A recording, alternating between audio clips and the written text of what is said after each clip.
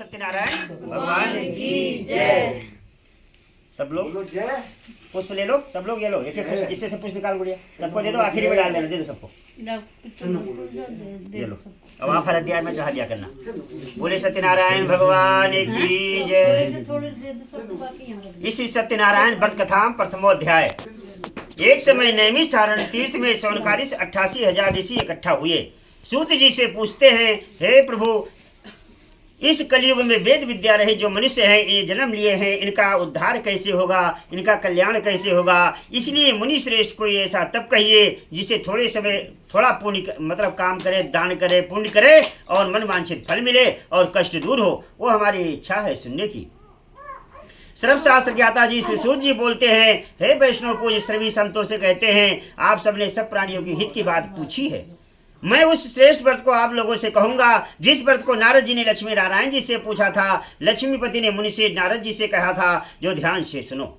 एक समय योगी राज नारद जी दूसरों के हित की इच्छा से अनेकों लोक में घूमते हुए इस मृत लोक में आए, जहाँ पे मनुष्य अपने कर्मों द्वारा दुखी हो रहा है। और उसके कष्ट देखकर नारद मुनि को बड़ा चिंता हुआ और दुखी हुए। वो विचार करने लगे कि इनका दुख कैसे दूर हो सके। ऐसा सोचकर वो विष्णु लोक हो गए।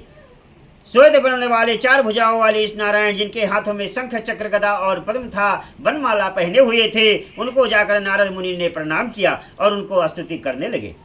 से भगवान, आप अत्यंत शक्ति के संबंध हो, मन तथा वाणी आपको नहीं पा सकती। आपका आदि और अंत भी नहीं है। निर्गुण स्वरूप सृष्टि आदि भूतों के भक्तों को दुखों को कष्ट को दूर करने वाले हो। मैं आपको बार बार नमस्कार करता हूँ।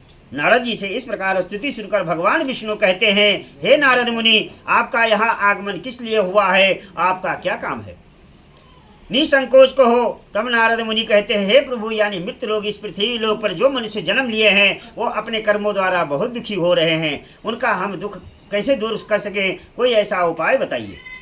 भगवान नारायण कहते हैं, हे नारद जी, तुमने मनुष्यों की भलाई के लिए अच्छी बात पूछी है। मैं तुम्हें वो बात बताता हूँ जो अभी तक मैंने किसी से कहा नहीं।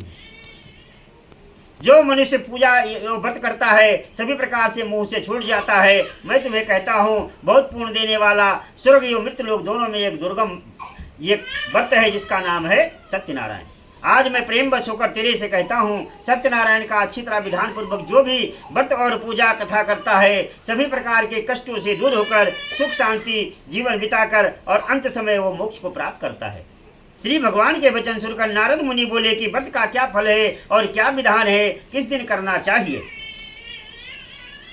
भगवान नारायण कहते हैं, दुख और शोक को दूर करने वाला, धन धान को बढ़ाने वाला, संतान को देने वाला, सौभाग्य अनेक प्रकार की खुशहाली देने वाला, सभी स्थानों पर विजयी करने वाला, श्रद्धा के साथ किसी भी दिन जो मनुष्य है ये शाम के समय ब्राह्मण और बंधुओं के साथ एकत्रित होकर पूजा करे, कथा करे और व्रत करे, भक्ति भाव से जो भगवान के लिए सामान इकट्ठा किया, नैवेद्य के लिए का बल, घी, दूध और गेहूं का चूड़, ये भगवान को अर्पण कर दिए और अनेक प्रकार के भजन और कीर्तन करे और स्वयं भोजन करे, ब्राह्मणों को भोजन करावे, नित्य गीत आदि का आचरण करके समय व्यतीत करे, भगवान की कृपा से उसके कार्य सब सफल होंगे। इस तरह मनुष्यों की इच्छा निश्चय पूरी होती है। विशेषकर कलियुग काल में, कलियुग में भूमि पर ये मोक्ष का सरल उपाय है। बोले सत्यनारायण भगवान की जय। श्रीमन नारायण नारायण नारायण लक्ष्मी